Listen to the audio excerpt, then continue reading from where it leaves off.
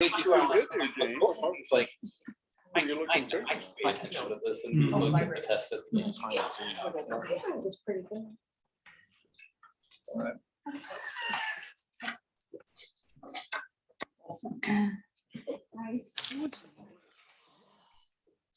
Box a little messed up there. Is this good? I know, right? Yeah, looks like it's stuck. We keep doing the same stuff over again. Tonight, I am having technical difficulties. I can't believe it's that late. Look at that clock, Jim. Time for us to go. Oh, I'm saying clock.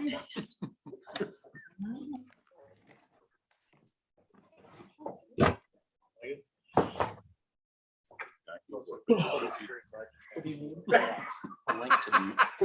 I was gonna say that's obviously an attorney clock. It all works now. Okay. I know that I always struggle with that too. Thank you. Remember X out of your audio. Yeah. Audio. Yes. Got it. By the way, look at this clock on the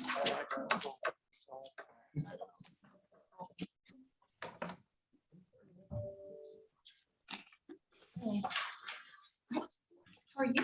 Just. I'm not stressed. Came from doing the roundup at the register at the Fairway. Dinner, so I just got a Lunchable in the car. This is still all over the place. Yeah. Go ahead. James got a couple things. It's just the screen what's showing up there. Okay. So you guys ready? And I'm loading Are you ready? some of the board members on my Dave and Jackie look ready. chamber. Okay, so we will go ahead and call to order. Thank you for your patience. It is 6:01 p.m. This is City Council business meeting for Thursday, April 7th, 2022. Kaylin, would you call roll? Yes. Councilmember Lester, Here. Baker, Here. Riva. Here. Cool, Here. Livingston, Here. Mayor Phillips. I am here as well, so we have a quorum and we will move forward. Item number 2 is Pledge of Allegiance. Would you please stand and say Pledge of Allegiance? Allegiance to the flag of the United States of America, and to the republic for which it stands, one nation, under God, indivisible, with liberty and justice for all.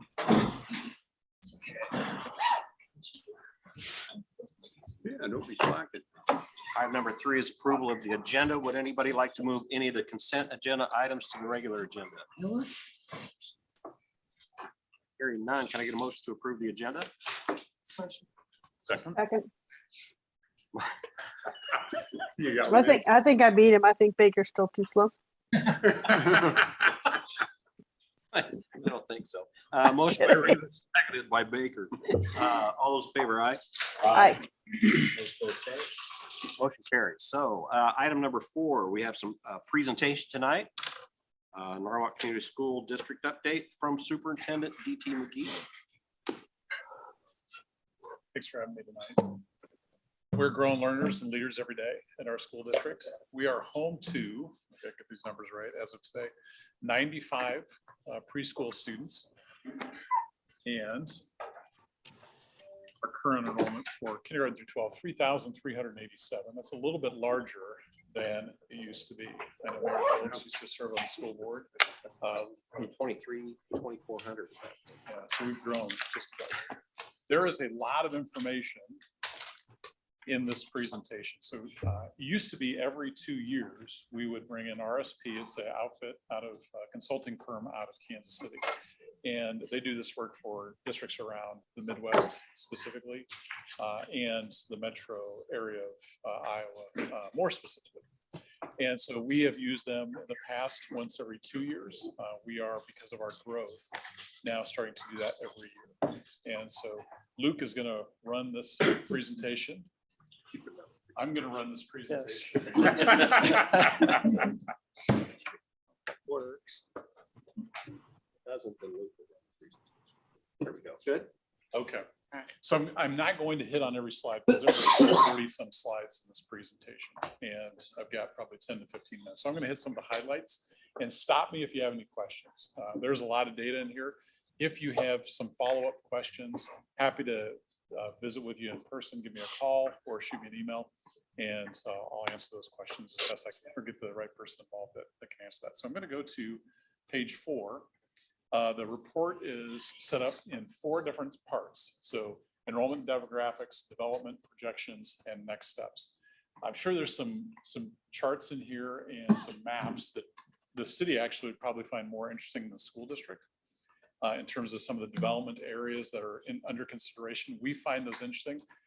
We look at this more about who are the students that are going to be coming to us within the next year, and then some other projections, building capacities, et cetera.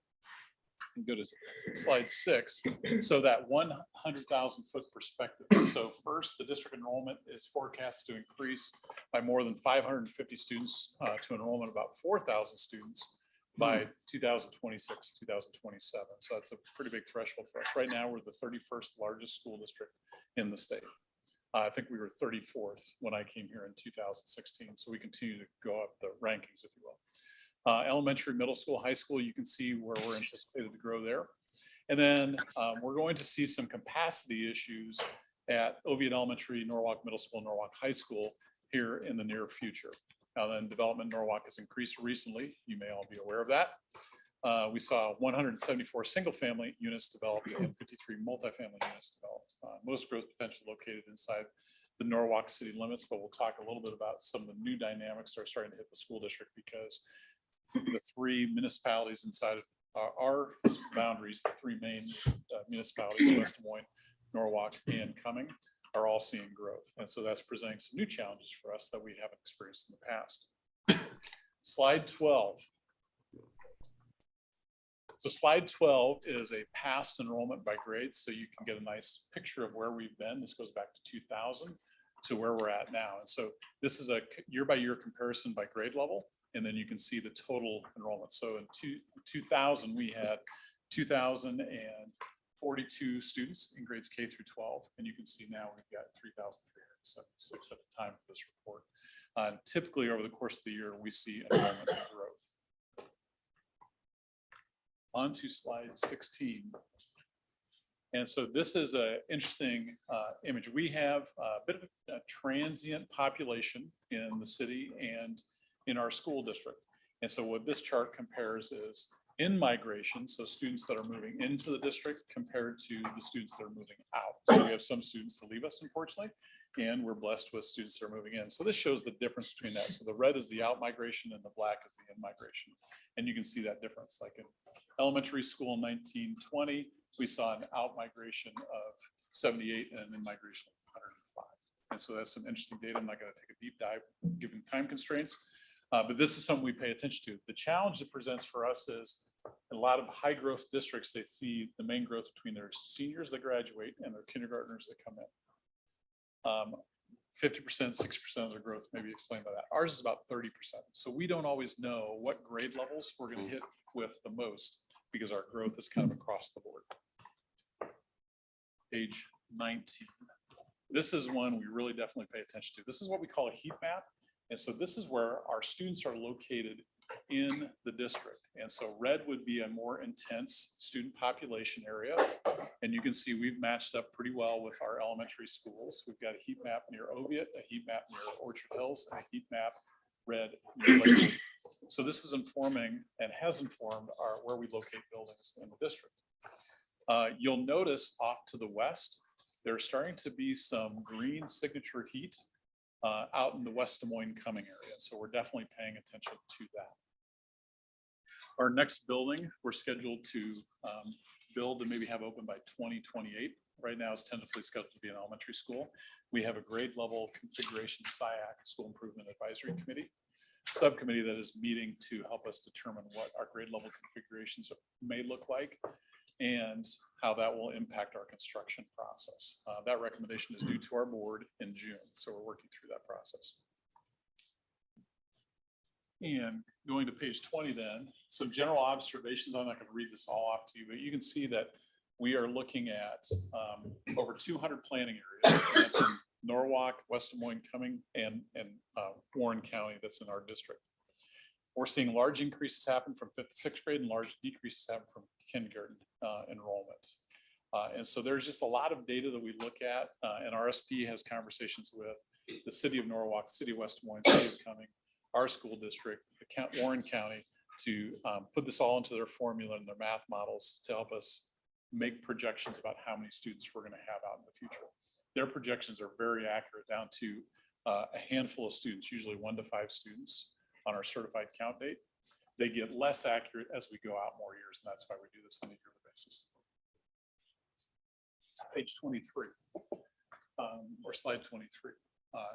This is, I thought, some very informative information for the council, because I know there's a lot of conversations around how many students wind up if you build very dense housing developments. And you can see the yield rate, so how many students per household for 100 units. You can see that we get more students for single family houses than we do for multi-family houses. So I think that can inform your work, and we're happy to connect you with RSP around that. Of course, the challenge is you can build more dense multifamily in a smaller area compared to single family. So we definitely appreciate the city of Norwalk, the city of Cumming, the city of West Des Moines paying attention to those dynamics. But one thing this does say is that our yield rate for students isn't going to be high in like apartment buildings or maybe townhomes, those dense housing units. Slide 23, okay, slide 35, I'm going to jump quite a bit ahead here. Slide 35, this is our projected enrollment. So as you can see, and I got to get out of here, my eyes aren't as good as it used to be. For 2031 and 2032, you can see our projected enrollment is 4,656. Put this in context, we are on a glide path to surpass Indianola in enrollment, probably within the next 3 to 6 years. So that's a pretty big threshold for our community and for our school district, because that is, Indianola has always been the biggest, right, in Warren County. And so we are on a pathway, depending on their growth, because they're seeing some growth as well, some new housing developments. But we anticipate that we will grow faster than they will over the next 3 to 6 years and probably surpass them in student enrollment. And so you can see those projections out each year. And again, we're more accurate with those 1 to 2 years out than 10 years out. Slide 37. Again, another slide that we pay close attention to is our building capacities. And white boxes mean we're within our capacity limits. When you start to see the orange, light orange means we're getting close to being at capacity. And then darker orange in a cell indicates that we are at or exceeding capacity. And so our secondary campus starts to be a concern sooner rather than later, and then Oviatt Elementary. So that's where we're doing some planning and conversations about grade level configurations and how that might shake out and help us with our capacity issues that we'll start experiencing as we get into, we have some issues right now. Some of that will be addressed through our Norwalk PE and Competition Center and Classroom Addition. So we'll add some additional classroom space. And then that's where we're looking at 2028 to add some elementary capacity. And that may have some impact on the secondary capacity as well. And then slide 41 is again a summary when we talk about our projected enrollment by levels and how that is impacting our work. And so those are some slides that I wanted to highlight tonight. And I want to pause there and see if there's any questions from the council, from the mayor, from Luke. We just want to say thank you to the city of Norwalk. One, you're helping us as a district grow. And we think we're returning that favor a lot by trying to provide a wonderful school district that is a selling point for the city of Norwalk. And we're also just very appreciative of the staff and all they do to help us with the RSP report and then the support we get. Luke and I have regular conversations, of course, from our sharing of the public works facility, sharing an SRO with Chief Staples and the police department, Holly, and everything that she does and communicates, although she's a little coy at times about what's coming. I'll say that, like, even with me, with us too. I know, right? And so we just appreciate everybody. Luke, I'm serving on the planning group for the city of Norwalk, and so we just appreciate the collaborative nature we have with the city. Any questions for me? Where were these slides, where are they nested at, where are they located at? on your school website or? So Luke has that, and is that connected to the agenda? It's not, but I can email that out to anybody. Yeah, that'd be great. I'd like to take some time. to do it. It's really super informative stuff for us. I was struck, by the density of the location of the young people in the community.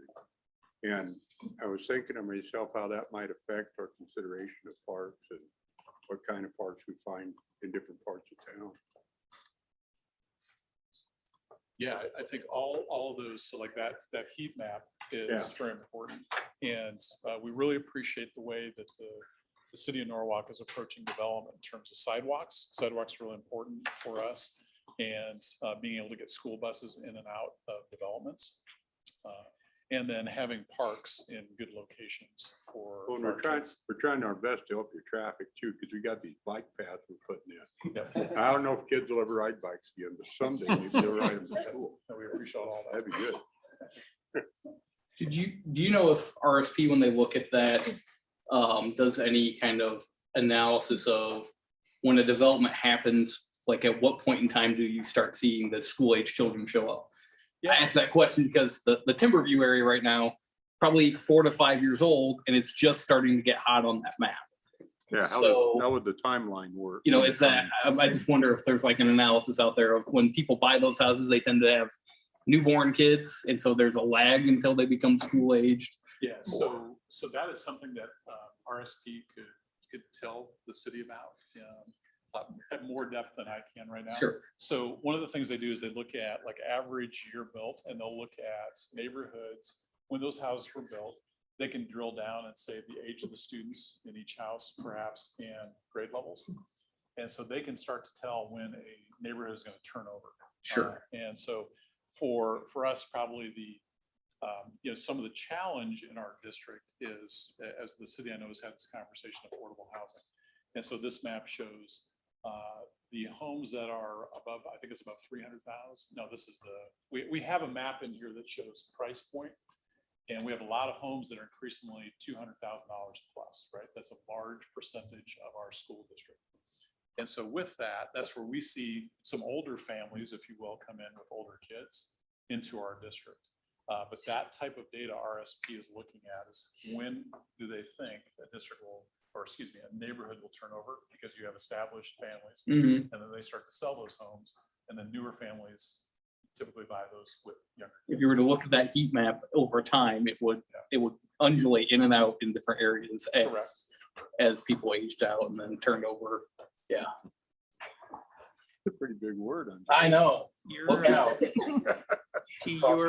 enrollment projection, the one that ended with 4656. We've heard some comparisons from our community, Norwalk, realizing you're more than just the city of Norwalk, but some comparisons to Johnson and that sometimes that growth starts to hit more of an exponential as opposed to linear. This looks pretty linear to me. Yeah, so what I would say is this: lived in Waukee for 7 years, and they're at a point. Back then, they were growing by 400 and some students per year. Now they're at 600 students per year. So their metrics are different than ours, and part of that is because they have Waukee, West Des Moines, Urbandale, 5 all within their district, and so that has impacted them differently. West Des Moines coming into our district is going to have an impact on us, but their footprint isn't as large. So it's going to be mostly Norwalk, but understand there's a development that's going out right out by where I live that's going to have 300 homes, and that has already started. I think there's 5 homes up right now. And so what I would tell you, and I based on our RSP, we had a point where we inflected up a bit. Our growth accelerated about that 2016-17 timeframe.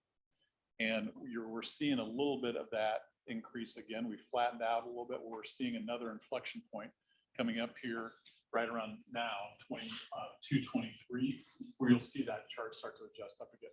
Will we ever see like the hyper growth of Ankeny or Waukee? I don't know about that. But I think we're going to see consistent growth probably in that 120 to 150, 180 student range for, as long as the economy holds and things keep going the way they are. Do you anticipate a pause due to this if we hit mortgages at 5 and 6%? Yeah, I think, like I said, when I say the economy holds, like, do we see an increase in interest rates? Like right now, building materials you may be familiar with it's a bit challenging, right? And so I think those are the factors that will have an impact on our district. And so if something like that happens, we'll talk again. But if things can hold steady, we'll continue to see growth. Well, you made the comment about the city and the school working well together, which is absolutely true. And we help the school grow, and you're absolutely right. The school helps us grow. You're one of the top reasons. Our recent citizen survey that just went out this past year, that we now have the results. There'll be a presentation coming up. And of course, again, the school is one of the top reasons people choose to live in the community. So we'd like to hear. I'd say a couple of things. First, I want to thank our board of directors. It's been an extraordinary 2 years, and their leadership has been so valuable for us to navigate through. So Mary Beth Wright, our president, David Albrecht, our vice president, Justin Fletcher, and then 2 members that came on right before the pandemic hit, Michelle Kelly and Brian Roush. So really appreciate them. And then all of our administrators, all of our teachers, paraprofessionals, custodians, bus drivers, food service workers. It's been a challenging 2 years, and we need people to work for us. Like, there's labor challenges.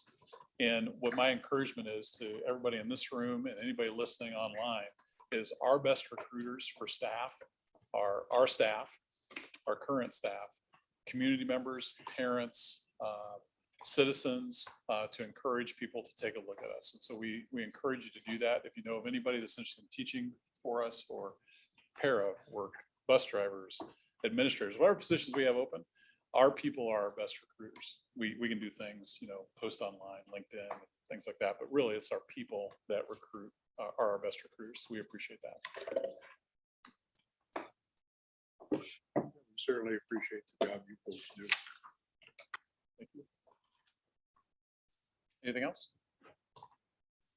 Good on time. Yeah. I'm good. Don't be offended when I leave here. This would be amazing. Yeah. No worries. Oh, I'm sorry, we'll take one more minute. Yeah. I apologize. Oh, no, it's too late. So update on the Norwalk PE Competition Center. And so if you watch my Twitter feed, the Norwalk Superintendent Twitter feed, you'll see updates. So I'm going to post one probably here tonight, sneak peek number 6. So that is going very well. We're very hopeful that will for sure be done by October. But the big thing that happened here this weekend was we got the gym floor poured. And so that's a key milestone, and that'll help get things going a little bit. And so we'll have some closures coming up here on our secondary campus due to some construction and intervention in our current building. But that's going really well right now. And so thanks to everybody again for your support of that facility. It's going to be amazing for our district and for our community. Great. Yeah. Yeah, nice to see that progress up there. All right. Thank you, DT. Okay, item 5, welcome guests and public comment. Thank you for being here tonight. We'll go ahead and open up the dais if anybody wants to address council. We'll give you a 3-minute time limit. These would be for non-agenda items. We can't take action on those tonight since they're not on the agenda. Also, if you'd like to comment on any item in the consent agenda, now would be the time. Do we have any takers that want to address council? Seeing none, we'll move on. Item 6, we have some couple proclamations. First off, we have National Library Week, and we have a special guest here tonight. Hey, all right. This is Scribbles, the library mascot. I thought it would be an appropriate time to introduce him to the council. Yeah. Hadn't yet. Come on, buddy. Repeating himself in City Hall so far, as far as you know. Somebody think wanted to say thank you on behalf of the staff and the Board of Trustees and our Library Foundation. We're very honored that you are having this proclaimed as National Library Week. So Yeah, thank you bet. Yeah. And thank you for coming here tonight. Absolutely. Could we get a picture with you perhaps Sure. and a proclamation? I don't know if you have a copy. It's up to you folks, however you want to do it. You're all photogenic. just like strippers. I think Not He as it's doesn't much as bite. him. You're not good. Have the mayor with him. I think it'd be good. Hey, this could be some votes, Mayor. You never know. Awesome. Okay, sounds good. One way or the other. You're running. I was with Ruff a couple times. Oh, yeah. Yeah, exactly. Triple did take a road trip with me today. He loved car rides, so he helped me pick up the cookies that are at your stations from the bakery. So Thank you. thanks to Crumb Bakery for those, and to all of you again for celebrating the library. Well, thank you. Nobody. All right. Happy National Library Week. Probably retrieve overdue books pretty bad. He's got it.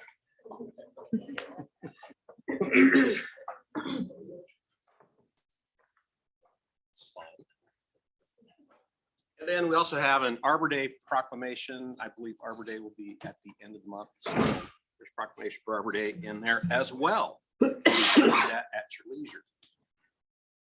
Item 7, consent agenda. On the consent agenda, let's see here. I'll read it from here. We have the March 24th, 2022 minutes of the regular city council meeting. Have expenditures, some tax abatements, a resolution approving payment to Michael Foods for high quality jobs program. We have a resolution approving memorandum of understanding for the Iowa opioid settlement allocation. We have a resolution authorizing the city of Norwalk, Iowa to accept Iowa Department of Transportation Urban State Traffic Engineering Program funds for the partial funding of the Iowa 28 Beardsley Street intersection improvements project. We have a resolution setting April 21st, 2022 for a public hearing regarding a zoning amendment to change land west of Shadow Creek Estates, south of Beardsley from AR Agricultural Reserve to the Hackney Hills Planned Unit Development. A resolution setting April 21st, 2022 for a public hearing regarding a comprehensive plan amendment to change the future land use of approximately 10 acres of land west of Shadow Creek Estates, south of Beardsley Street from medium density residential to high density residential. We have a resolution approving fire apparatus purchase agreement. We have a resolution ratifying police training agreements. We have a resolution approving legal services for North Avenue and Highway 28 intersection improvements project. And we have a resolution appointing Magdalena Reese to the Library Board of Trustees. Can I get a motion? Motion. Second. Okay, motion by Reva, seconded by Baker. Kalen, would you call the roll? Councilmember Lester, Yes. Baker, Yes. Reva, Yes. Cool, Yes. Livingston, Yes. All right, that motion carries. Item 8 is old and new business for consideration, discussion, and possible action. Item A is public hearing regarding the Great Western Trail Connection Phase 3 project. So we'll open up the public hearing at 6:27 p.m. The bids for this project have been open and it's time to get this next section of the trail built. Robin, Tony, Wayne, would you present, one of you guys present that to council? Do you want me to come up there? Or just- So, You're fine. so phase 3 will start, it'll be on the south side of Beardsley. It'll start at Clearwater Drive and head east to the current crosswalk for Lakewood Elementary. And it will end at that point for the time being, but that is phase 3. Projected budget for this project with contingency was around 290,000, and it came in at roughly 216,000. However, construction was the low bid on this project, and that is who we are recommending to award the contract to at this time. Kalen, do you know if we've received any oral or written comments on this item? Okay, any other public comment? Hearing none, we'll go ahead and close public hearing at 6:28 PM. Item B is a resolution approving plans, specifications, form of contract, and estimate of cost for the Great Western Trail Connection Phase 3 project. So this is the first of 3 resolutions needed to get the project started. Robin, you got anything to add? I do not. Okay, any discussion or comments from council? What's the projected start date? So the project, if they're able to start before school, they will start down at Clearwater. They will not do any work close to the crosswalk until after school is let out. And the project will be completed before school begins in August.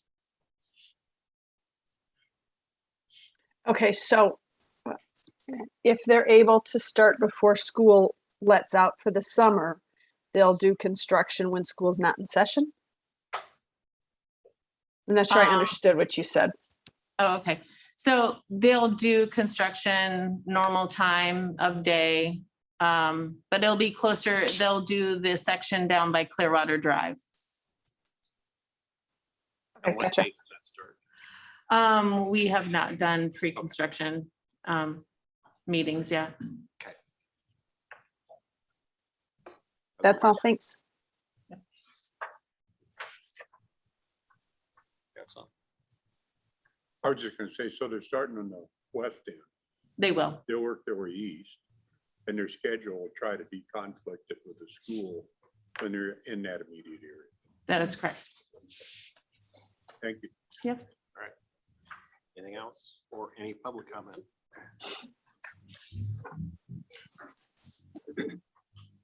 Hearing none, can I get a motion to approve the resolution? Motion, second. Alan, I'll let you work that out. Gotcha this time, Baker. All right, any further discussion? Alan, would you call roll? Councilmember Baker, Yes. Riva, Yes. Cool, Yeah, Livingston, Yes. and Lester. Yes. All right, motion carries. Item C, 8C is a resolution awarding contract for the Great Western Trail Connection Phase 3 project. So this is the second resolution to get this section of trail started. This one awards the contract to Howery Construction. Robin, anything to add? No. All right, any discussion, questions, comments from council or the public? Hearing none, can I get a motion to approve the resolution? Motion. Second. Motion by Rivas, seconded by Livingston. Any further discussion? Hearing none. Caitlin, would you call roll? Councilmember Riva, Yes. Cool, yeah, Livingston, Yes. Lester, Yes. Baker, Yes. All right, that motion carries. Item 8D is resolution approving the contract and bond for the Great Western Trail Phase 3 project. So this is third and final resolution to get this thing going. This one approves the contract we just awarded and approves the funding for the trail project. Anything to add, Robin? Any questions, comments, or discussion from council or public? Motion by Cool, seconded by Riva. Any further discussion? Hearing none. Caitlin, would you call roll? Councilmember Cool, yes, Livingston, Yes. Lester, Yes. Baker, Yes. Riva. Yes. Okay, motion carries. Item 8E, remove from the table consideration of resolution approving preliminary plat and site plan for Marketplace Townhomes at Echo Valley. So at our last meeting, we had some discussion about turnarounds and parking for this plat. It was enough that council decided to table the item, and now we're ready to proceed. So I need a motion to remove the resolution to approve the preliminary plat from the table. I'd like Motion. to Make that motion because I was the guy that tabled it last. Well, too late. You want to second it? He's so quick on that computer. I can't believe that online. I know. Yeah. Okay, I will second it. That's the Okay. second best. Motion by Livingston, seconded by Cool. Caitlin, would you call roll? Councilmember Livingston, Yes. Lester, Yes. Baker, Yes. Riva. Yes. Cool. Yeah, Okay, motion carries. Item 8F then is a resolution approving preliminary plat and site plan for Marketplace Townhomes at Echo Valley. So as I said, we had discussion about this at our last meeting. I see where there's a turnaround added to the south end. Luke, I'll let you go over the changes that were made to the plan. Sure.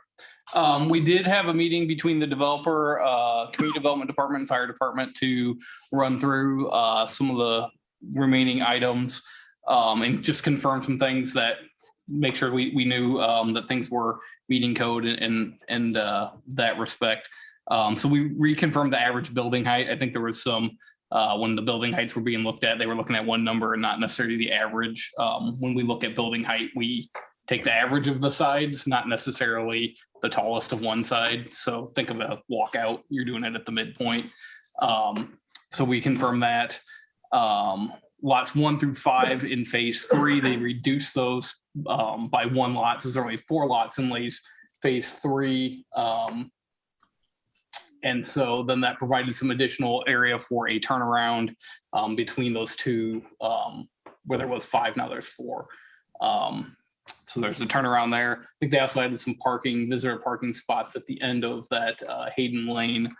Added that hammerhead turnaround in phase 2 was enlarged. So that's that area in the center of Hayden Lane by building B. Yep. So that was increased to allow for vehicular movement of larger vehicles. And then that temporary turnaround on the southern end was shown on the plan as well.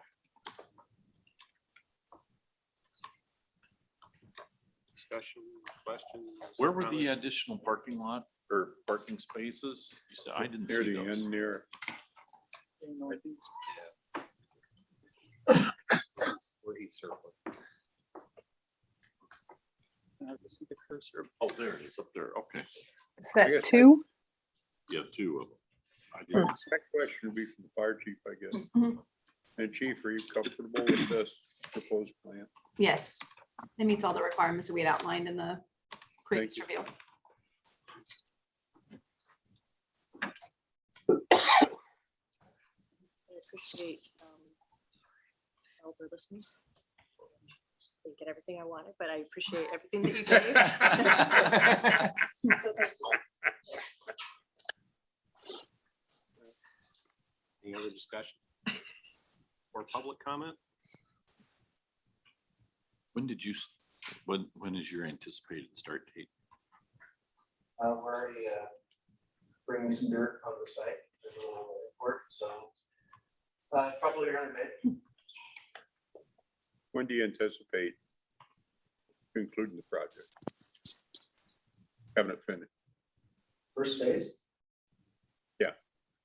Should be, we'll have units enclosed, hopefully prior to winter, finish the interiors, pre-sale, so could be end of the winter, early spring. Thank you.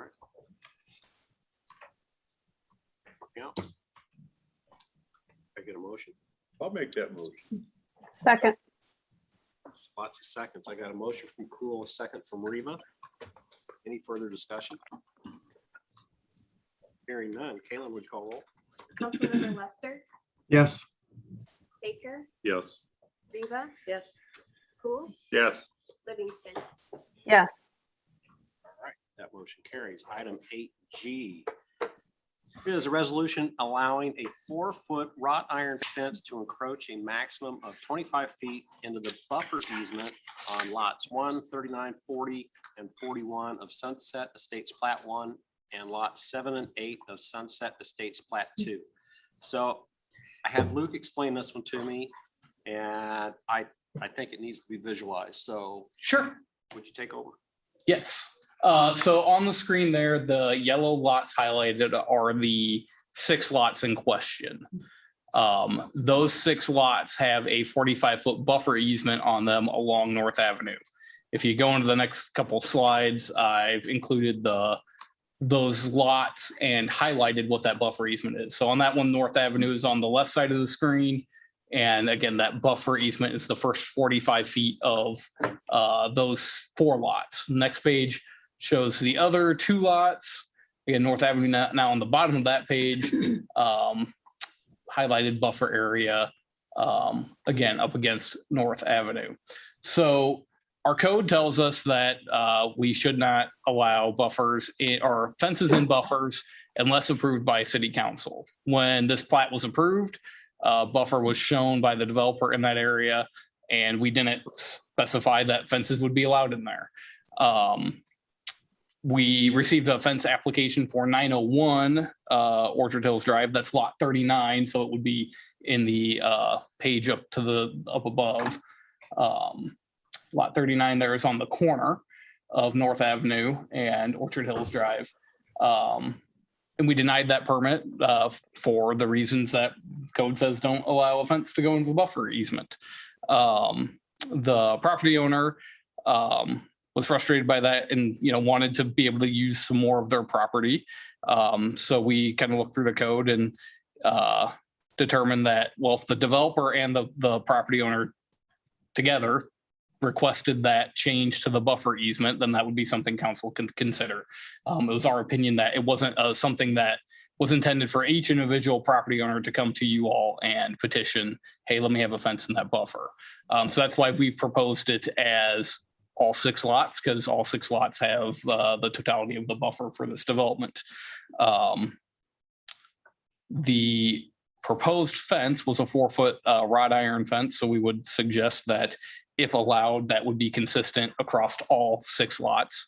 So you'd only allow a wrought iron fence to go into that buffer easement for consistency's sake. Again, the purpose of buffer is to kind of prevent the hodgepodge of fences along Highway 28. Or if they do happen, they're at least 45 feet from the right of way.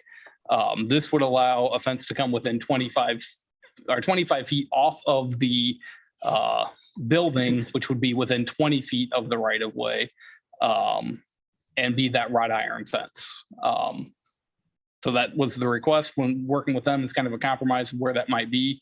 That was what staff suggested would be a reasonable request rather than a fence all the way up to the property line, which I don't think we would tend to want in an area where we have a buffer on one of our high traffic corridors. So when you said it's 20 feet from the right of way, is that the edge of the road or at the beginning? So on North Avenue, Close to the road. on North Avenue, at the edge of the road, you have another 45 feet to the north before you get to a property line. So that encompasses all the ditch area that you see along North Avenue on the north side. So you go edge of road, 45 feet, then the buffer starts, and that's another 45 feet to the edge of a house. So there's 90 feet from the road to the edge of a house, where right now nothing would be allowed to be constructed because of that buffer easement. This would allow for that. Let me do my math. 65 feet. That wrought iron fence could be 65 feet from the edge of the road. So lets it come 25 feet closer. I think that's right. So if Yeah. if North Avenue were to be widened and we were to add a 10-foot multi-use trail, how close would the proposed fence be to that? The fence would then be 20 feet from that, because the multi-use trail would be at 21 feet. Our trails are usually 1 foot off of the property line, trail, sidewalk, whatever we put along a pedestrian path along property. It's usually 1 foot off of that property. So 21 feet between the fence and the trailer sidewalk. Our code in a normal corner lot without a buffer would allow a 4-foot fence right up to the sidewalk, basically. So if you're just thinking of the interior lot of a neighborhood, that does allow that fence to get closer. A privacy fence couldn't be within 15 feet of a sidewalk on a corner lot. So we treat privacy fences a little bit different because of their height, nature, and the solid barrier that a privacy fence makes. Up to this point, do you recall any time we've ever allowed construction of a building or anything else in the right of way? This wouldn't be right of way. This would be a buffer. So we want to allow something in the right of way. But since this is a buffer, I can't think of a time when we've specifically allowed a fence in there. We have allowed fences as an alternative to a buffer. So you think behind Sunset Crest or Sunset Crest, the Jimmy John's retail strip building. Remember, we did a fence that the neighbors agreed to. That was their buffer. So it doesn't really sit in a buffer easement because it is the buffer, right? And so I think a lot of times that's the point of the code is maybe sometimes a fence is an appropriate amenity within a buffer, and we would want to consider that and allow it. Again, you want that to be consistent across all of the buffer easement areas. So that's why we've suggested if you do it, you would want to limit it to a 4-foot wrought iron for all of them. So there'd be consistency there. And then they wouldn't be able to put in a shed within that buffer. No, shed would have to remain on their portion of the property outside of the buffer. How is that enforced if one of the buyers of those properties said, man, I'm not putting in a fence, that costs too much? Now what? I think the idea would be if you did a fence, it has to be that, but it wouldn't be required to be a So there fence. could be fences, then a space. That's then a true, fence, yes. space, Whatever, okay. That's I wondered true. How that was. Well, someday we're probably gonna widen the street. And that's probably a city, pretty safe bet. Yes. So when the street widens, whether we're fortunate enough to get a new trail under or not, I don't know. But when the street widens, won't that widen that right away? I don't think it would. It's 120 foot through there, Wayne, so. We'd have enough adequate right away already. Okay, so it'll handle it.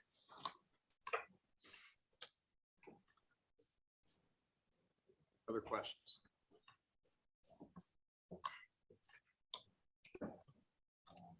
Any public comment?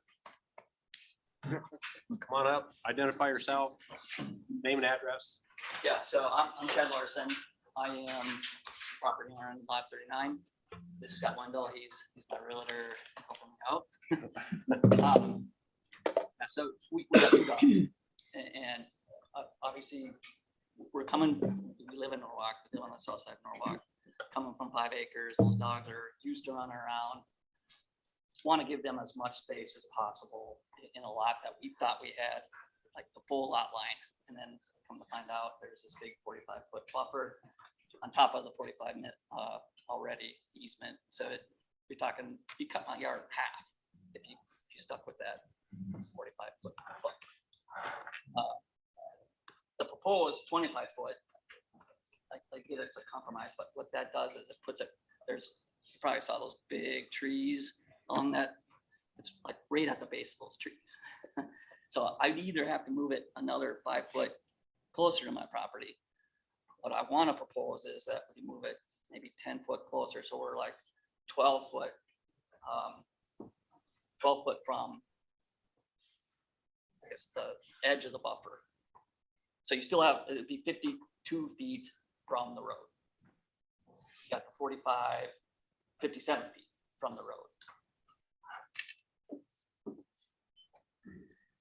Couple things I want to add. So with the lot size and the dogs, and if you look at 40 and if you go farther west, those lots are more set up to have the house facing the road, I'm assuming, because there's no entrance to them. The chances of them wanting to put a fence in their front yard, I would assume, are pretty slim, and they'd be able to match it up. And then I did take a couple of photos of, and I talked to Jeff Stambro, he's the developer of the property, and Christy Drake. We got their blessing. At first, they didn't want to have the fence on the south side of the trees, which is the ultimate goal. They said, no, we're a little nervous about that. We want to have it on the north side. They were worried about that sidewalk that's going in along there and being able to work it. And if you'd split the difference between the trees and the edge of the lot, which is right about where the sidewalk starts, there's, I think we figured 12 feet away from the sidewalk, then the fence, then the trees would be in the yard. The yard would be a lot more complete. I think aesthetically, it'd make a lot more sense than having the original easement, which would shoot right off the back of the house and cutting the yard basically in half. I talked to Jeff and Christy about it, and they said, well, the other option is you go and get it all re-engineered and have it rezoned. And we all know that's gonna be way too expensive, way too long of a process. And the other option was, of course, talk to the city council. I have a feeling if Scribbles lived there, that he would get his way since he's an employee, but I'm not gonna play that card. Just looking for basically an exception to the buffer rule. The fence is gonna be far enough to the east of the house where it's not gonna be blocking traffic at all with the intersection there. And just so Chad and the dogs can take full advantage of the yard. Yeah, and we're not gonna run the fence up to the front of the yard. So it won't go to the north. To the east, yeah, east. We'd run it to the back of the house or back to the third stall garage. So there'd still be almost 100 feet to the turning road into our Orchard Hills Drive. And I think the only other lot that would question it or probably want to duplicate it is 39, the way that We're 39, but the one farther east on the other side of the road. Yeah, that's where the signage is. And I did take a couple of photos of what it actually looks like. If I could walk around and kind of show the differences, is that all right? Show you, or, so basically, the way it's proposed is to go off the back of the corner of the house there, which is behind the garage. What they'd like to do is split the difference basically out of between the trees and where the sidewalks gonna start.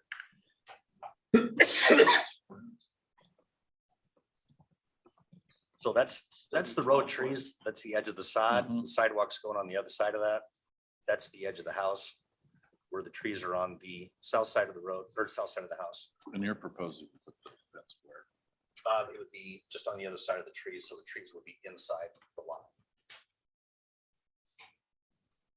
Hey, Jim, I got a question.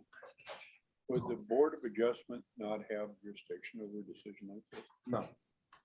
Because it has to do with, Well, first of all, our code says it. Our code, the reason why they're here, they're here requesting counsel is because our code says that's how it works. So it's not getting a variance. They aren't asking for a variance or a special use permit. This is the opportunity to build, a fence within that buffer easement, and our code specifically contemplated that. And the way that they contemplated that was to say that the council could give permission on that.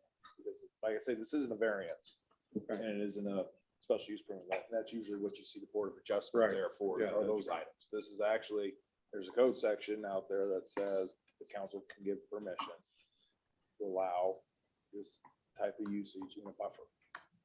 so this is a light switch decision for us Yes. within how we're gonna allow, what we're gonna allow to happen. Yeah. In this particular development, in this particular. In this type of easement, this type of easement, because it's a buffer easement, it's not some other type of easement. We're talking a buffer easement here, and with buffers, there are flexibilities, like Luke said, there's plantings, there's earth mounds, there's walls.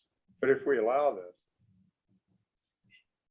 would that mean that from here on out, or does this deal with? No, this is just specifically this plat. Specifically here. Yeah, it's specifically here, and that's also why all the lots along there are included, just because if the council wants to consider allowing the fence in there, first of all, they want uniformity, so we don't have an issue like we do up on Highway 28.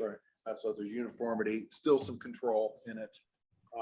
And we want it to be consistent all the way across, so we didn't want to frankly have individual lot owners coming in and trying to piecemeal it. Either we're going to allow it in the easement or we're not going to allow it in the easement. Okay, so if we agree to this, then what it's also saying is that if anybody wants to build a fence there, this is the kind of fence they gotta build, they gotta match it. That's right. Yep. But they don't have to build a fence there if they don't want. That is correct. Right. If they want to put a fence in there, it's going to be this type, and so it'll be uniform all the way the length of the plat. No homeowners association doesn't allow it any other fencing types. Oh, okay.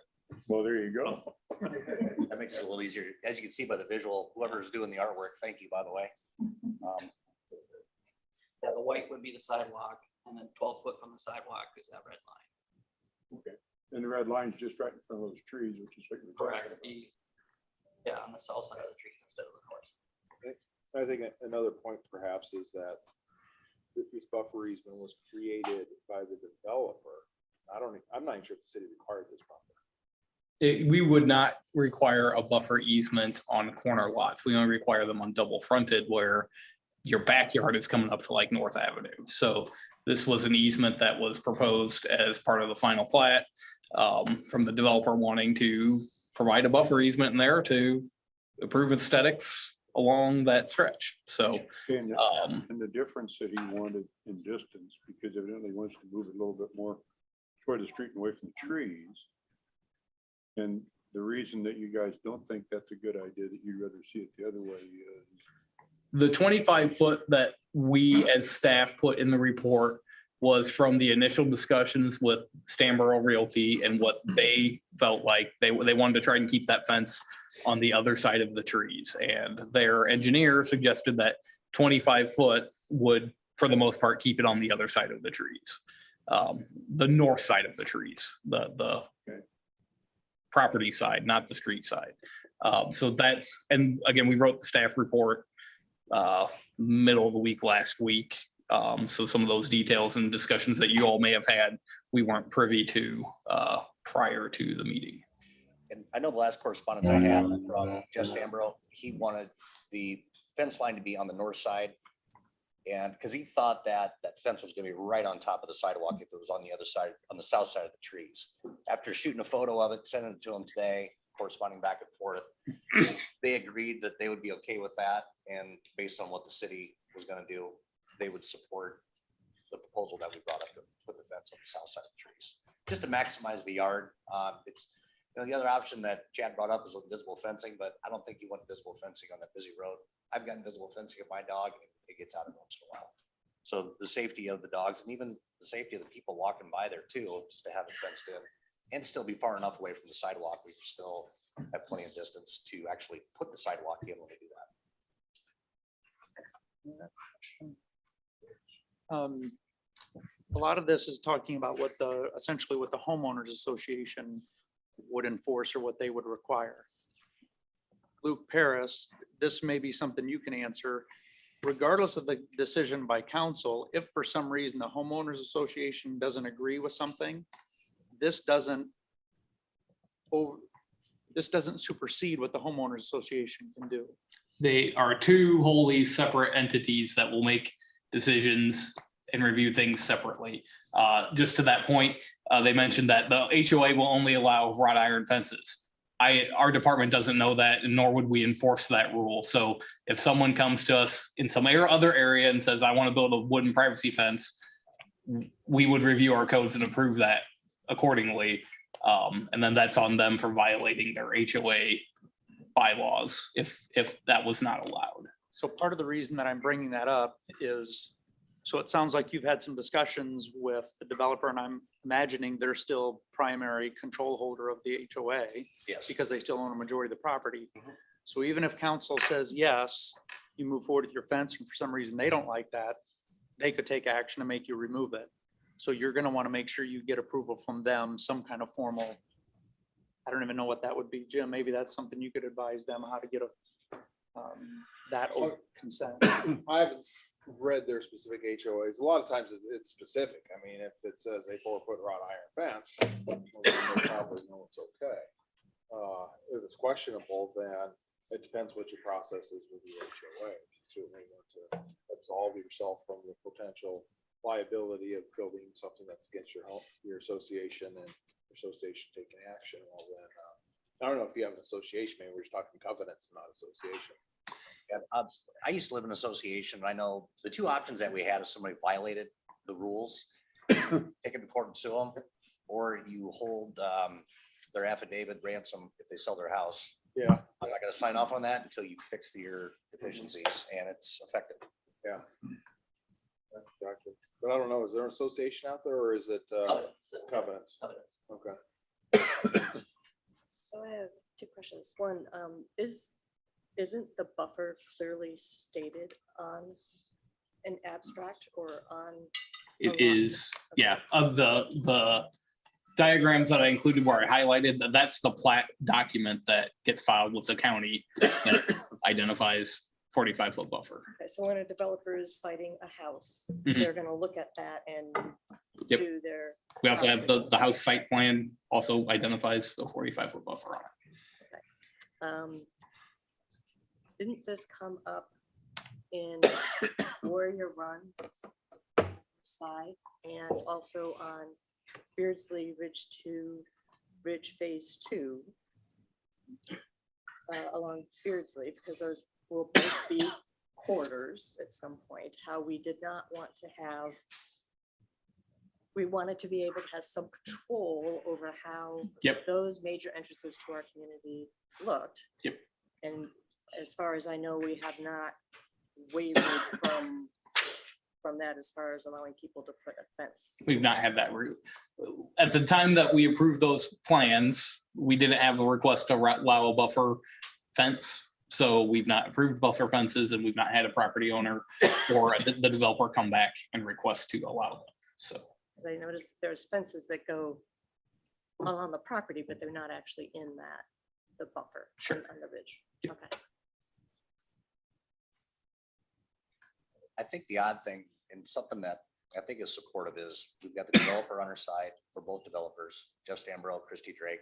There's even a representative that works for Drake Homes in the neighborhood, and he was surprised of the limit on where you could put a fence. And again, with the lots that are going to the west, those would have entrances, I'm assuming off the highway there, because there's no other way of getting back there. And people putting their fence in the front yard, just don't see that very often.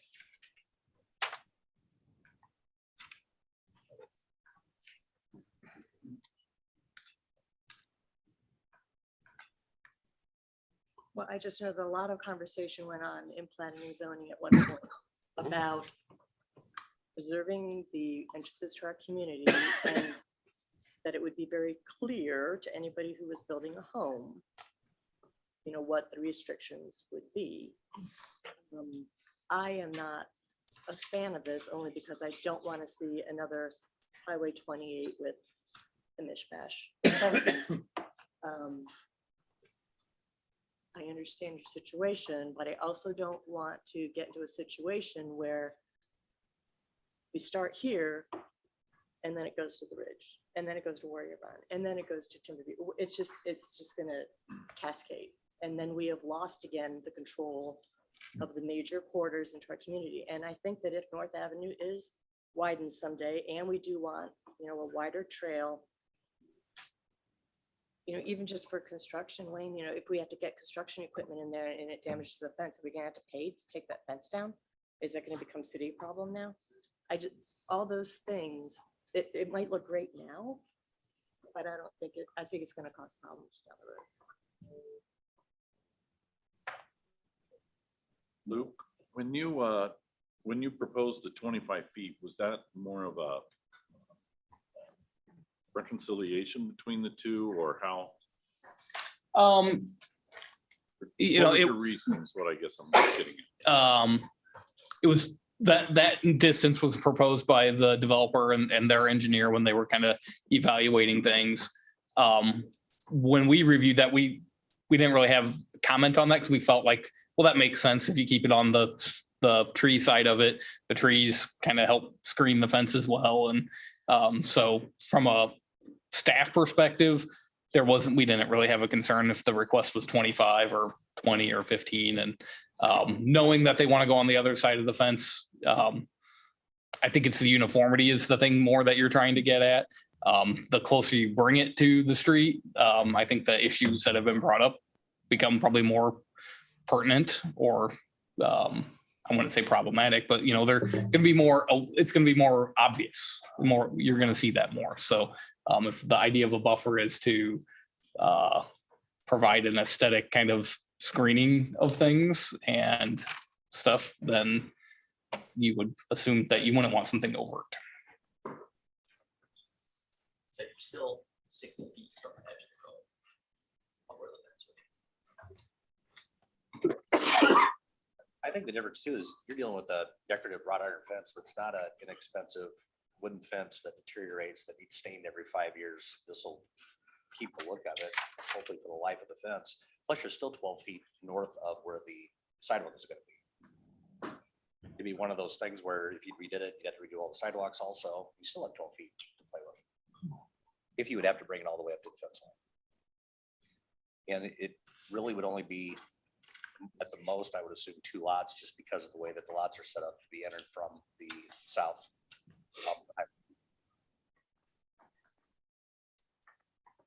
You know, one thing that I think about when I'm thinking about this discussion here, is I'm thinking about the entry up there on Highway 28 coming into town. And the fences that are there. And there's not enough depth to be able to do any kind of planning out in front of those fences to screen them off. And that's probably not fair to you guys to discuss those fences because those are wooden fences that deteriorate. Right. But it's problematic, you know, for us because they're so close to the pedestrian way that there's just no space to do any kind of a screen for them. And so that would be one thing I guess I'm thinking about in terms of where that fence might locate. You know, close to the street or further back, one side of the trees or the other. Those would be my own comments. So your concern is that there wouldn't be enough room from the sidewalk to the fence to put, let's say, a hedge up or something to block it? Yeah. Yeah. There's like about 12 feet is how we figured. Right. Green space between the fence and the sidewalk. Yeah, and that would be my concern. You know, be leaving adequate space in there. No. To be able to do something like that. It's still not 45. No. 2 feet from the sidewalk. Just so much space. So looking at the picture there, the white dashed line would be fence, or not fence, sidewalk. There'd be a foot, and then that little tiny black line, that'll be his property line. And there's gonna be 12 feet of open space, and then with this proposal, then the fence. We can't get into that 12 feet. City can't do anything within that 12 feet. Because that's his property, not the city's. Okay. So in other words, if we expanded the road, we can't expand the sidewalk into his yard. Right. The sidewalk is gonna be put at the maximum extent that it's ever gonna be, unless his lot was purchased. I know the concern was damaging the fence and the city being responsible for it, but that fence, the way we figured it, was gonna be 5 feet within the property line. I think it's gonna be 12 feet. 12 feet within the property. Well, depending on where. Yeah. The sidewalk. 13 feet from the sidewalk. Sidewalk will be a foot in from the property line.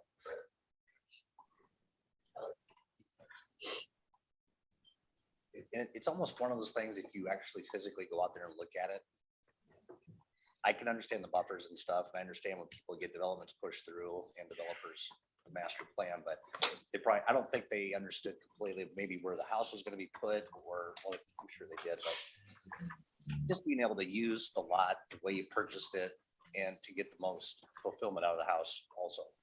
So Luke, would it be better to have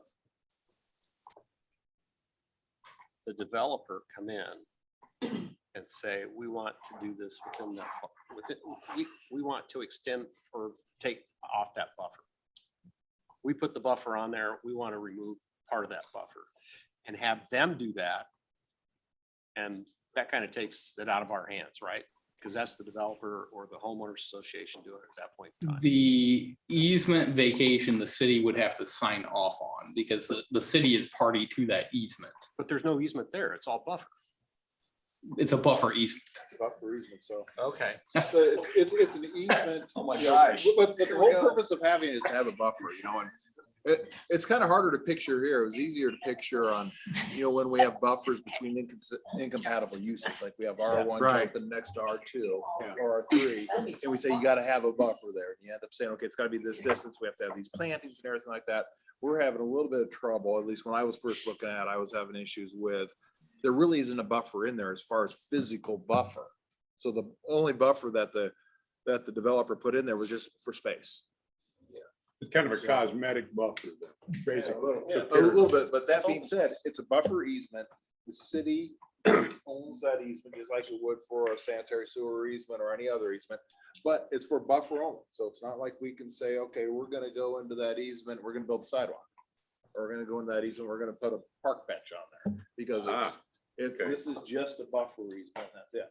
Okay. Thanks for clearing that up. But if we do it through the developer, wouldn't that necessitate a modification to? If the developer, I mean, another process could be of just like anybody could come in and say, we want to vacate that easement. Well, but then the council gonna have to decide, do you want to get rid of the easement? Do they vacate it or not? I mean, it's another process, Yeah. but that's not any different than any easement within our city limits. Is the council certainly has the ability to vacate an easement. But I think that'd be a pretty big process. It is. So this doesn't appear to be a safety risk. Putting this in there. I don't hear anybody saying that this would be a safety risk for traffic. Safety otherwise. Good point. No, maybe a good compromise would to approve it tonight, subject to the developer approving the change or allowing it. Well, for my 2 cents, if I may, But- Yes. I'm not much of a fan of approving things subject to anything. So that one, appreciate the suggestion, but for me, that one falls flat. I would say this, I don't see any issue with this. I appreciate the discussion. I appreciate some of the concern set forth, but I don't see this like I see Highway 28. I don't see the issues. Beardsley, for instance, is full of, I don't know how many different fencing type. To me, right now, we're talking about if anybody's going to put a fence in here, it's all going to be uniform. That makes great sense to me. I don't know. I don't know how much more of a discussion or how many more questions we have. And I'm not asking to cut anybody off if there are really more questions, but we're kind of circling back and saying the same thing over and over again. So I'm going to make a motion I'll second. What are you that. making a motion for, Jackie? to approve Which one, the 25 or the 37? the one that's in our, the 20, the one that's in 25 our, packet? yeah, yes. That's my motion. Jackie, just real quick, I just want to make sure to clarify that you understand what they're requesting here at the podium is to move that further south than the 25 that was in the packet. So what they're requesting is to be 12 feet north of the south property line. 37. Further away from the trees. Fine. 37 Further away. feet from the Yes, side. thank you. No, I did not fully understand that. But yeah, if they want to be further away from the street, I'm not going to disagree with that. No, they want to be closer to the street. Okay, somebody just said the further. That's part of my confusion. Further away from the trees, closer to the street. No, I would like, my motion is to approve as is in the packet.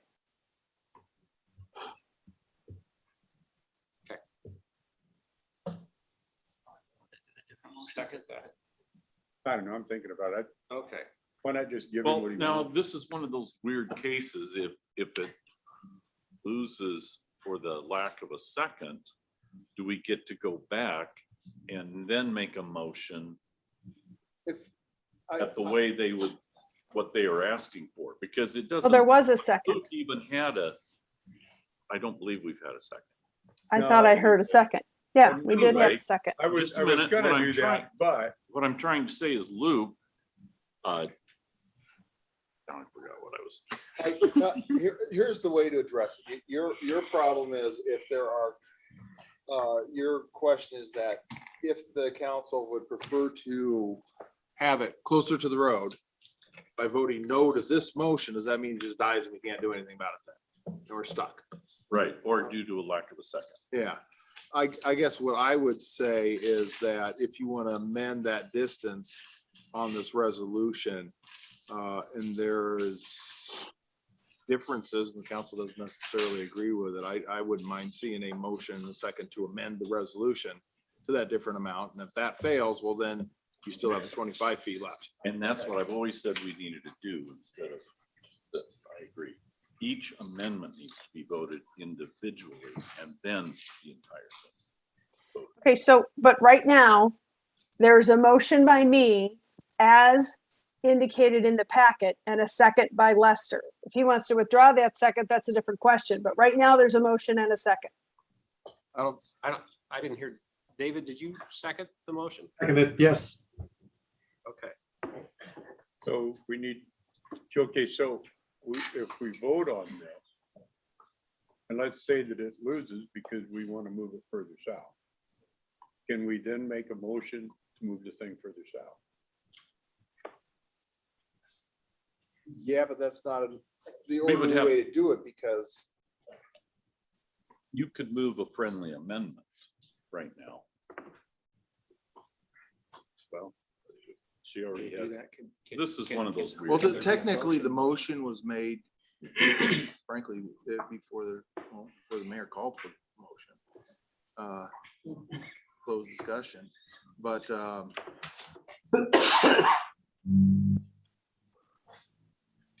Robert's Rules of Order, you can amend the motion or put it to a vote, go to discussion and amend it or start a new motion. That's how familiar I am with it. I think we have the motion. We have a second. We go to further discussion. Do we have further discussion? If there is, somebody wants to make an amendment at that point in time. Make that amendment, vote on the amendment, and then you vote on final motion, right? yeah, you can do that. Okay, so I guess I would like to motion that amendment. Right? Move this amendment, right? Yeah, just that amendment of distance, right? To let them have what they're asking for as far as the distance back, which is 12, what? Which would be the 37 feet. Instead Yeah, of 25. okay, all right. So can I get a second on that? I would second that amendment. Okay, so then the procedure would be that we vote on that, Yep, if that And fails, then- you're still on the original. then you vote back on the original. Original would That's be really amended. getting technical now. So we're just, so the vote is going to be to amend the resolution. Yeah, It's and see not- whether or not it passes. It is not the resolution, it's an amendment to the resolution. Right, yes, sir. So, Correct. If you want to withdraw your original motion, you could do that and start over. I do not want to withdraw my I don't election. want to draw. But, so now what I would like is for, now that if we're moving forward on motion, then isn't this a council business without input from the requesters? Yeah. Okay, let's, okay. Any further discussion on that amendment? Yes. And I just wanted to, I think we were talking distances and we had thrown out 37 as a number. And I think they had been talking 12 feet off of the property line is where they would want their fence, which would make it 33. So it's, 33? yes, it's a 45-foot easement. If you're 12 foot off of 45, you would be 33. That makes sense? Okay, Just wanted to make sure. Mathematically, that makes sense. Yes. so we're, So it'll be, Yeah, that's it. That's it. There you go. so that'd be a 12 feet in off their property line. Off their property line. North of their property line is where that. Yes. is what they're looking at. Okay.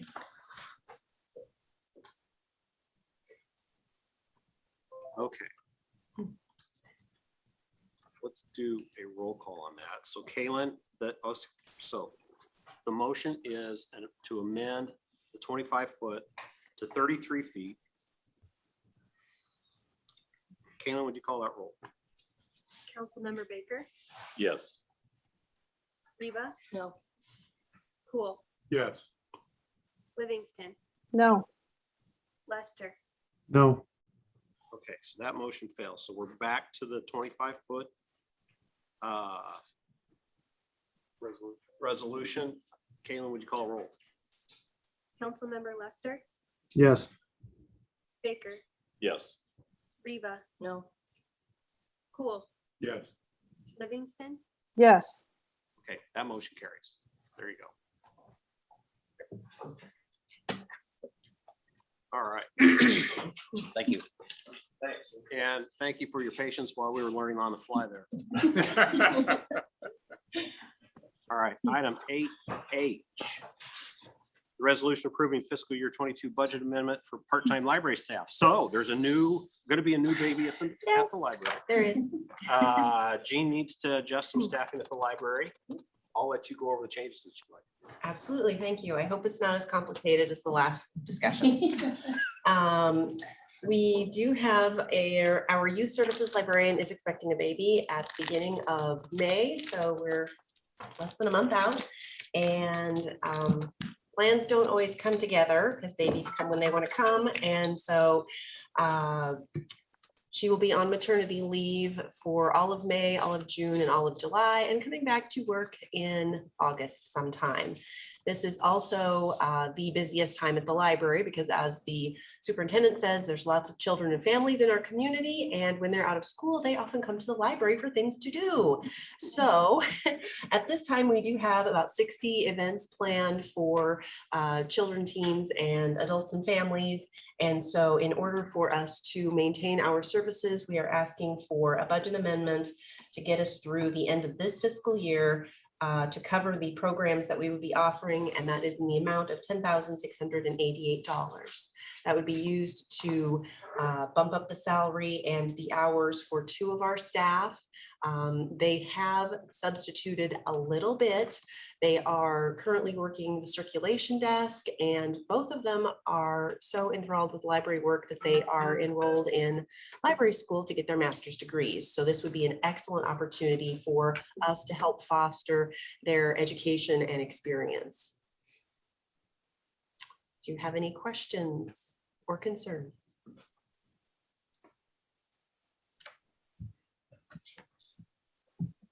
Hearing none, do we have any public comment? Making a motion to approve that resolution.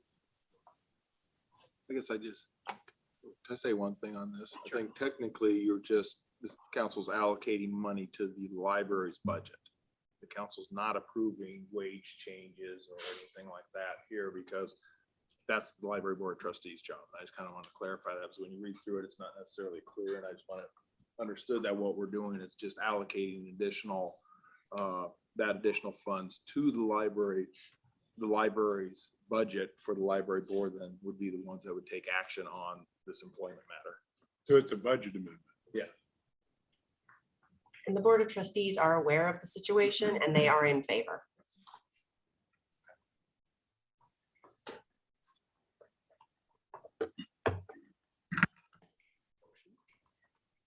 Motion. I'll second it, I guess. Okay, so Thank motion by David made Lester, the seconded by Cool. Kayla, would you call roll?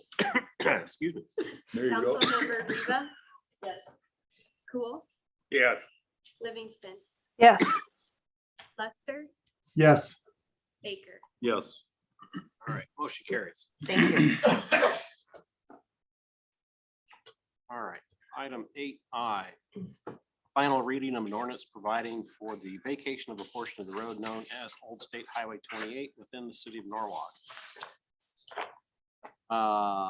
So at the last meeting, you passed a second reading of this ordinance to vacate that portion of Old Highway 28. The 2 west lanes that's north of Echo Valley Drive.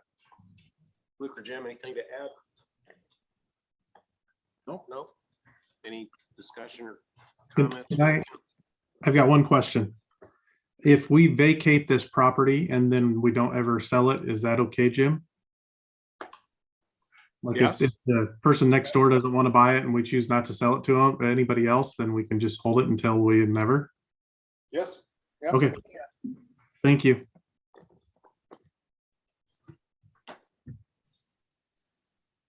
All right. Any other questions or public comment? Hearing none, can I get a motion to approve the third reading of the ordinance? Second. Motion by Riva, seconded by Livingston. Kayla, would you call roll? Councilmember Cool. Yes. Livingston. Yes. Lester. Yes. Baker. Yes. Riva. Yes. That motion carries. Item 8J, final reading of an ordinance amending the official zoning map of the city of Norwalk, Iowa by rezoning 106.81 acres of land south of Beardsley Street and east of 80th Avenue from agricultural reserve to R160 single family residential. So we approved the second reading at our last meeting. Luke, anything to add? No. All right. Any questions, discussion, comments from council? Or public comment? Anybody want to make a motion to approve third reading? Motion? Second. Motion by Baker, seconded by Cool. Kalen, would you call roll? Councilmember Livingston, No. Lester, Yes. Baker, Yes. Rita. Yes. Cool. Yes. All right, motion carries. All right, item 9, council inquiries, staff updates. Jim? Nope, nothing. Stephanie? David? Nope. Ed? Got a chance to attend the Park and Rec board meeting last night. It was very good. It was really a good, thorough discussion of some of the park considerations for some of the developments that are coming before us. Helped me quite a bit. And lucky on my part, the mayor appointed me as a liaison to P and Z, so I get to see those comments too. There you go. And so that'd be all right. But it sure helped me to understand a little bit of the things that were going on in the thought process of bringing this to a conclusion. Anyway, that's all I've got. All right, thank you. Luke? Just as Ed mentioned, we did take a couple of development projects to Park and Rec Commission last night because they are wanting to do something that's a little bit different than what our standard subdivision would require. So we appreciated their assistance in reviewing that and giving some recommendations that'll help guide P and Z and then you guys going forward. So that was a good meeting, as Ed mentioned, and we appreciated the opportunity to do that, as do the developers, I'm sure. Building permit wise, we issued 60 single family and townhome permits last month, which is probably the record for a month that we've done. It puts us over 100 for the first 3 months of the year. So that's about the pace we were at last year, where we ended up with 300. So we were a little nervous when we had those early numbers, and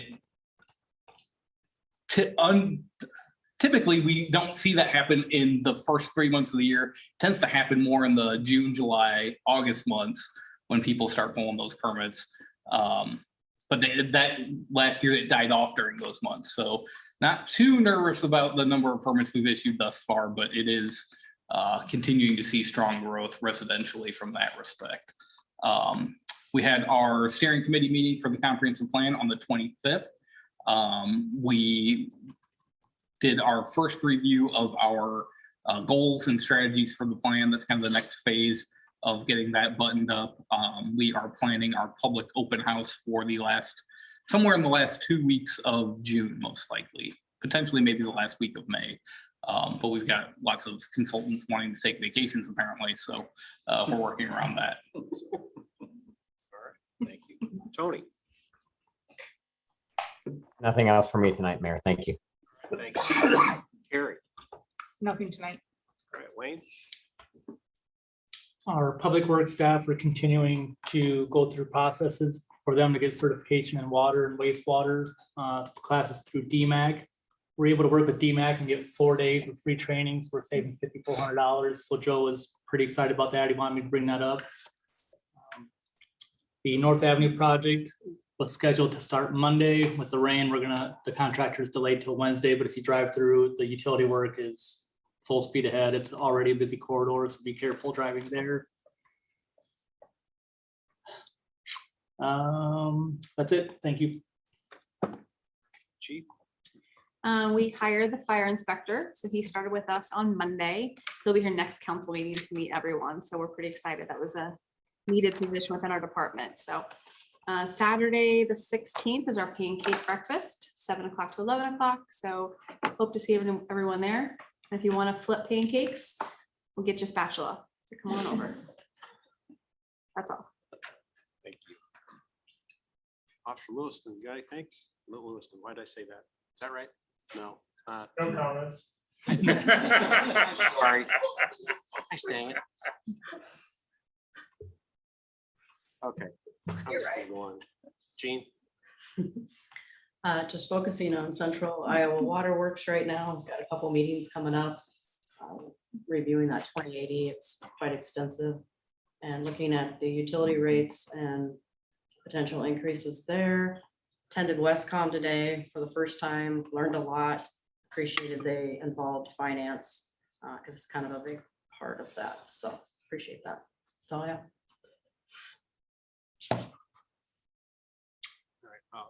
So Friday was a big day for everybody because it made everything official in Norwalk Central. So even though you guys approved the development agreements and purchase agreements a couple of weeks ago, we still had to get it all signed, notarized, land transacted, money wired. So Jim was probably ready to kill me on Friday. 40 phone calls, but it all got done. And so we own land now in Norwalk Central. Congratulations, Norwalk. So we plan to have the grading, at least the clearing starting here by the 15th is the plan. And then grading will start shortly after. And then we have been meeting with the design and engineering teams quite often, and we got to review materials today for our facility. So that was exciting. We're planning the groundbreaking for tentatively May 5th. We're hoping to cancel that council meeting. I'm just kidding, unless it's legal. I don't know. But we're waiting to hear back from the governor's office. We're hoping for May 5th before the council meeting. So we will get that out as soon as we know for sure. And then the Prime Minister for Kosovo will be here mid-May, and they'll be sending out invitations to you guys from the consulate to meet with them for a formal dinner. And then we have 1 parcel under contract in Norwalk Central already and 2 pending for some commercial activity. So. All right. Good start. Great. I'd like to thank you for the appointment of Magda Reese to our Board of Trustees. It's nice to have a full Board of Trustees again. Also, thank you for the budget amendment for the staffing. We are currently struggling. We're interviewing for 1 part-time staff person, and you would be amazed at how much of a difference it does make. We're down 1 15-hour-a-week person, and there's just not enough people to go around. So we've had to close 2 nights this week, which is really hard and disappointing during National Library Week, but we're doing a lot of other things. So that stretches us where we can be. My favorite day this week so far has been Library Outreach Day, and we took scribbles on Herda. He stopped at Bellflower Florist. He picked up some flowers, which he took to the seniors at Holland Farms and gave each one of the seniors a flower, and then stopped at the chamber, and we still had some flowers left. So we did a drive-by to Edencrest, and Edencrest said, "Where have you been? We've missed you. When are you coming back to provide us services?" So we're excited to be going back to Edencrest starting next week. So Outreach Day was particularly successful for us. And this Saturday, we're wrapping up National Library Week with an author visit. We're having Lydia Sigworth visit us from Wisconsin. She wrote a book called Dear Librarian. It's a picture book for kids. And a lot of times when we do what we do, we never know the impact that we make on people. When I was reading this picture book, I was like, this is a really cool story. And I get it because I'm a librarian and all that. But I looked at the author's name again and I thought, I know Lydia Sigworth when I worked in Dubuque at the library there. So I go to the back of the book and Lydia Sigworth, blah, blah, blah, lived in Dubuque. And she dedicated this book to one of my staff who made an impact on her. So that's why she's now a children's librarian in Platteville, Wisconsin. And she wrote this book. And everything that you do, people, it makes a difference. So just for that. And come to see Lydia at 10:30 on Saturday if you would like to. Thank you. Robert. So April 22nd is our Earth Day, Arbor Day event. We'll be at several parks. We'll be cleaning up Highway 28. And we have 72 trees that we will be planting that day. So if you guys want to volunteer, you can call our office or you can go on our parks website. We do have Main Street School, which will be planting trees and picking up trash at City Park. And then Michael Foods will be at Elizabeth Holland Park, helping us clean up there. And we're still, like I said, we're still looking for lots more volunteers. Let's see, soccer has started, baseball, softball. Signups are still going on for recreation, but practices are being held at the complex and the first tournament will be held this weekend. Shelter rentals started last weekend and we are in desperate need of lifeguards and swim instructors. And we are still looking for seasonal maintenance for the parks. That's all I have.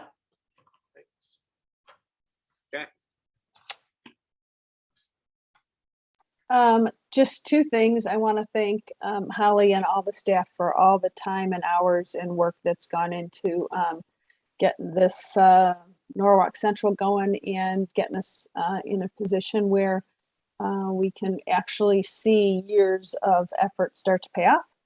Also want to let everybody know that this Norwalk High School English students are going to participate in a pen pal program with rural students in Kosovo to help them with their to help them become more proficient in English. All right. Thanks, Brian. Welcome back.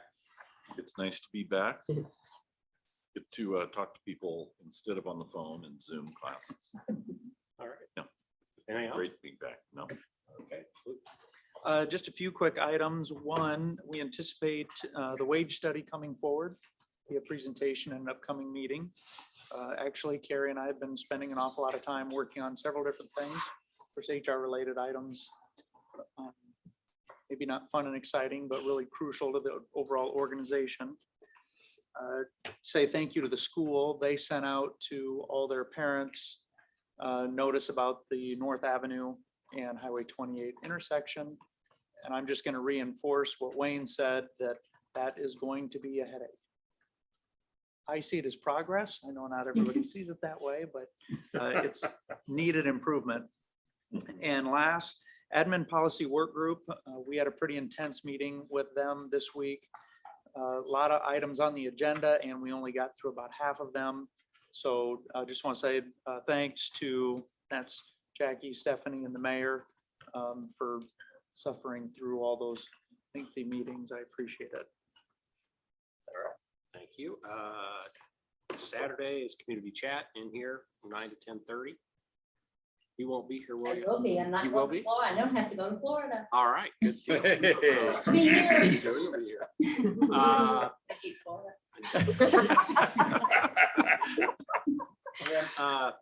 Just to mention, I don't know if you've seen it or not, but the fireworks bill is on the governor's desk at this point in time to allow fireworks in all commercial areas. Oh, that's interesting, isn't it? So, we did all that work. Just saying. That's all I had. I'll entertain a motion to adjourn. Motion by Baker, seconded by Reva. All those in favor, aye. Aye. Opposed, same. We are adjourned, 7:37 PM. What's up? Our legislators, they